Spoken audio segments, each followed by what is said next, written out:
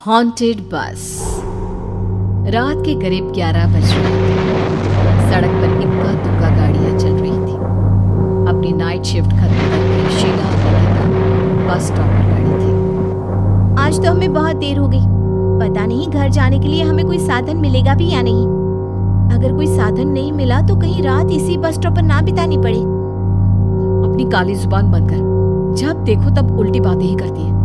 अरे कुछ देर रुक जाना, कुछ ना कुछ मिल ही जाएगा। लेकिन काफी देर तक इंतजार करने के बाद उन्हें कोई बस नहीं मिलती। धीरे धीरे समय के साथ साथ सड़क पर चलने वाली गाड़ियों का दिखना भी बंद हो जाता है।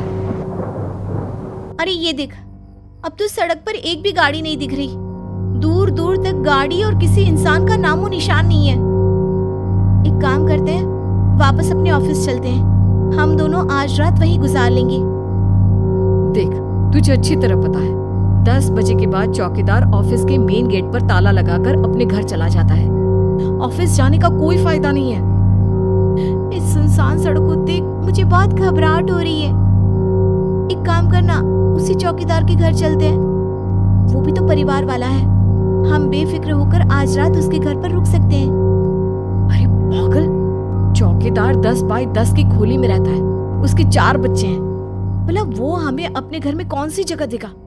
अब तू ना ये बेकार की बातें बंद कर और चुपचाप खड़ी रह। शायद कोई लिफ्ट ही मिल जाए। काफी देर इंतजार करने के बाद आखिरकार एक नीले रंग की बस उनके सामने आकर रुकती है। बस का दरवाजा खोल कंडक्टर उन दोनों से कहता है, कहिए कहाँ जाना है आप दोनों को? देखिए मेरी पूरी बस खाली पड़ी है। मैं आप दोनों को आपके ठिकाने पर छोड़ दूंगा। इतना कहकर कंडक्टर मुंह में भरे पान की पिचकारी सड़क पर दे मारता है। निकिता, लोगों का कहना है कि कुछ महीने पहले इसी तरह अंधेरी रात में एक नीली बस के अंदर कुछ बदमाशों ने एक जवान लड़की की हत्या कर दी थी। इस बस का रंग भी नीला है। ये वही बस तो नहीं? कंडक्टर शीला की बात सुन लेता है और मुस्कुराते हुए कहता है, देखिए मैम साहब, उस घटना के बारे में मैंने भी सुना है।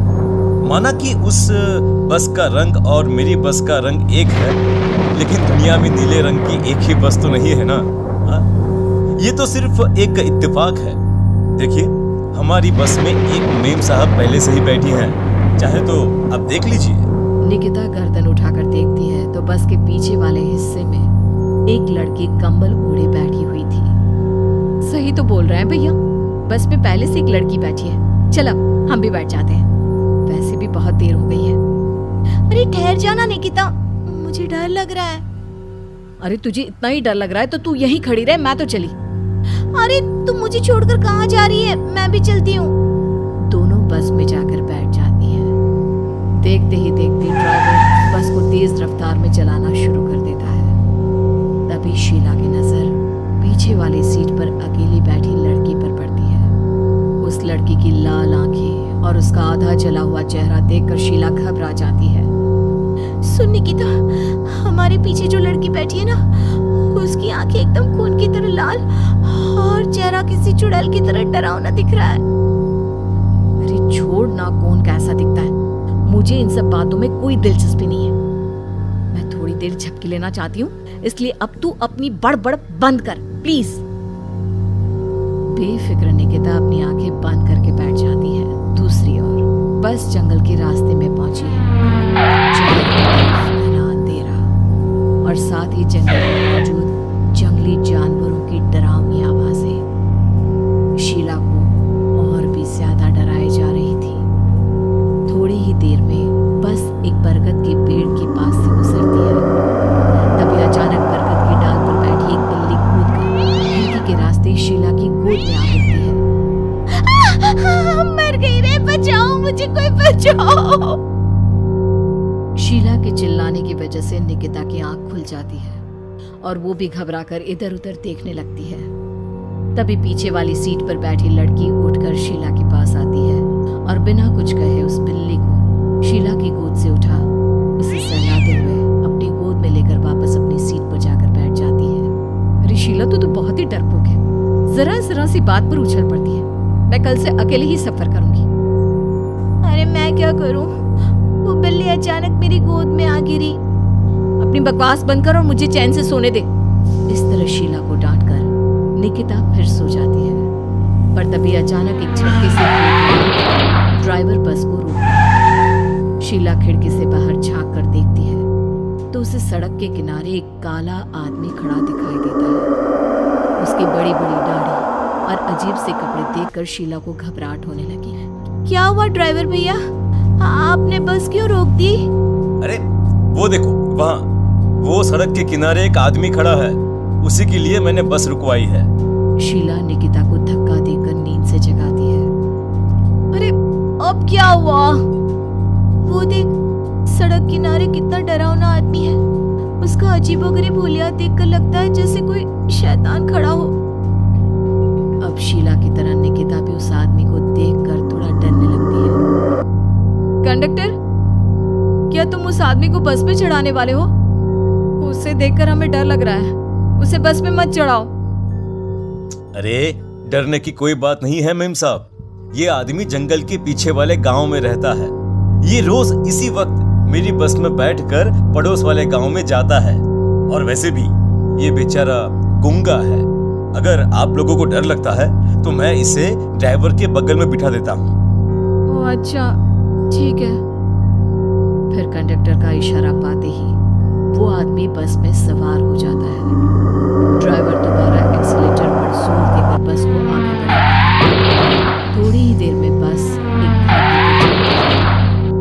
बस की एक तरफ गहरी और डरावनी खाई थी, पर ड्राइवर को इस बात से कोई फर्क पड़ता नजर नहीं आया। वो लगातार बस की रफ्तार बढ़ाकर बस चलता जा रहा था। ड्राइवर भैया, आप देखते नहीं क्या बगल में इतनी गहरी खाई है?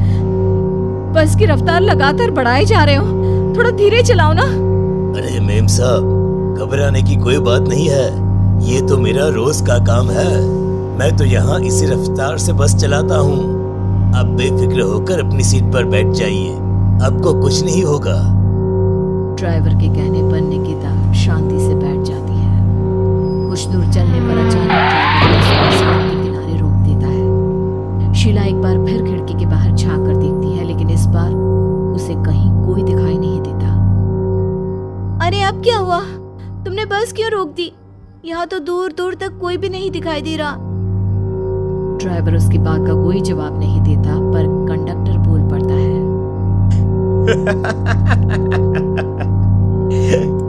ये हमारी फेवरेट जगह है।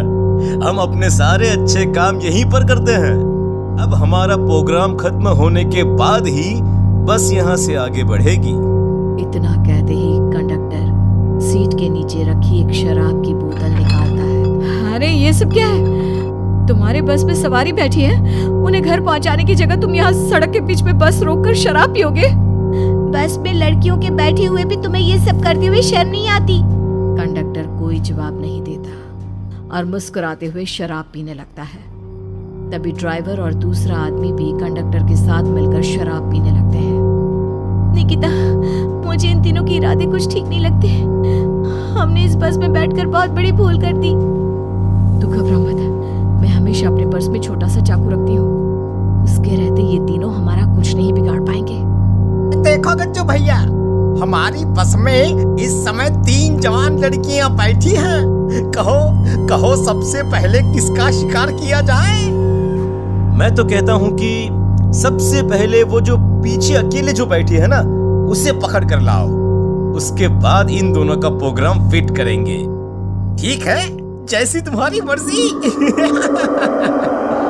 वो आदमी पीछे वाली सीट पर बैठी लड़की के पास पहुंचकर उसका हाथ पकड़ लेता है, लेकिन तभी अचानक उस लड़की की आंखें जरूरत से ज्यादा बड़ी और लाल होने लगती हैं। उसका चेहरा गुस्से से लाल और उसके मुंह से नुकीले दांत दिखने लगते हैं। अरे अरे अरे ये क्या?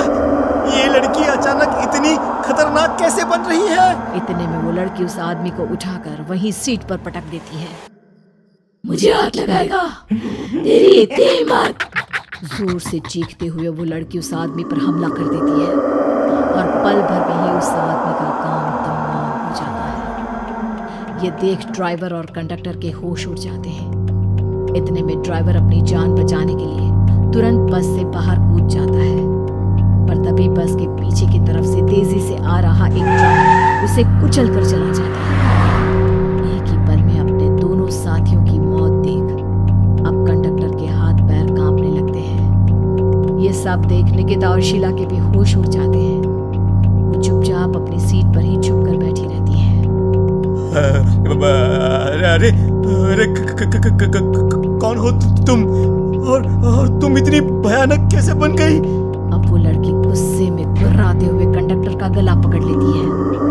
इतनी जल्दी मुझे भूल गए? कुछ महीनों पहले तुम तीनों ने बड़ी बेरहमी से मेरी हत्या की थी और फिर शहर छोड़कर भाग गए। कई दिनों से मैं तुम तीनों के इंतजार में भटक रही थी।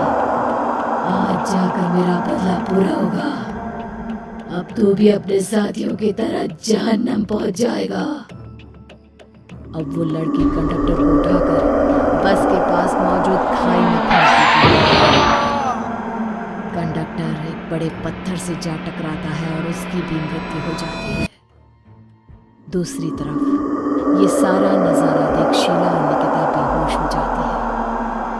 अगली सुबह जब उन दोनों को होश आता है तो वो अपने आप को एक सरकारी अस्पताल में पाती है।